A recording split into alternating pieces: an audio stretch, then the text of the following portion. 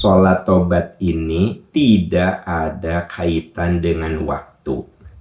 Jadi maksudnya boleh dilakukan berbarengan dengan sholat duha, boleh dilakukan berbarengan dengan sholat tahajud, dengan sholat witir, dengan sholat tahiyatul masjid. Bahkan Anda masuk ke masjid, lalu Anda sholat tahiyatul masjid, setelah itu Anda merasa bahwa ada dosa-dosa yang Anda lakukan, maka sholatlah 2 rakaat. Saya kemukakan bahwa hadis itu derajatnya hasan.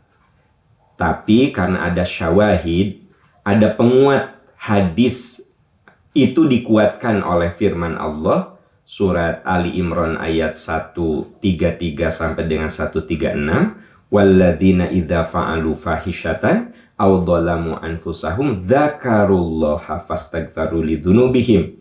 Orang yang apabila melakukan dosa dan kesalahan ingat Allah.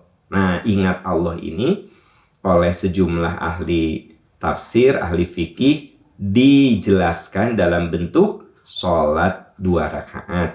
Karena memang ada keterangan juga, sekalipun hadisnya mukhtalaf ya, tapi derajatnya hasan, dan itu masih dikategorikan ma'mulun bih, hadis yang masih bisa diamalkan, maka bisa disimpulkan bahwa ketika kita berbuat dosa, berbuat maksiat, kita sadar akan kesalahan kita bisa berwudu, sholat, dan bertobat kepada Allah. Kapan? Kapan saja Anda punya kesempatan.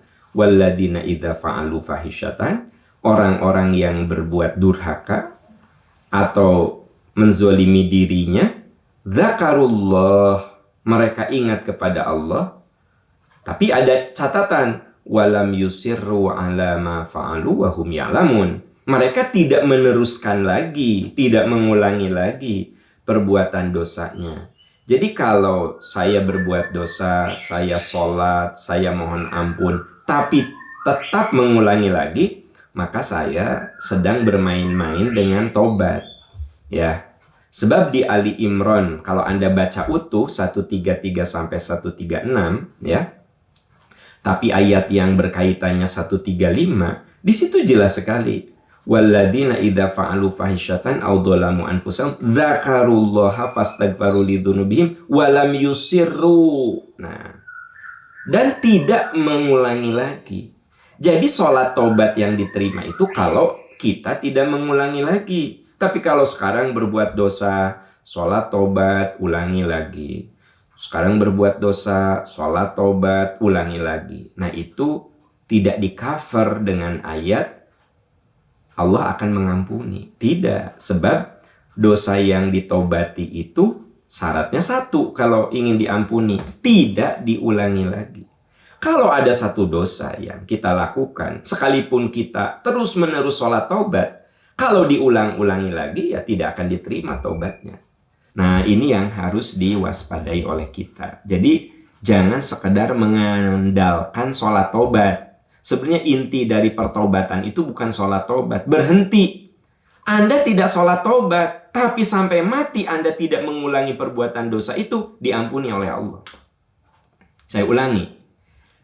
Anda tidak sholat tobat. Anda hanya mohon ampun, ya Allah ampuni saya berbuat dosa, ampuni saya. Cukup Anda selalu beristighfar, bertobat ba'da sholat. Benar nggak? Anda tidak pernah sholat tobat, tapi sampai mati itu dosa tidak Anda ulangi. Dipastikan, janji Allah itu kan tidak akan meleset. Innallaha la yukhliful mi'ad. Maka dosa kita diampuni sekalipun tidak sholat tobat. Ya. Tapi kalau kita selalu sholat tobat, diulangi sholat tobat, maka sampai mati, ya, kalau terbawa mati, tidak akan diampuni. Kenapa? Paham? Padahal kan saya sholat. Iya, sholat tobat Anda itu main-main karena diulangi. Nah, itu logika-logika yang harus diperhatikan tentang sholat tobat.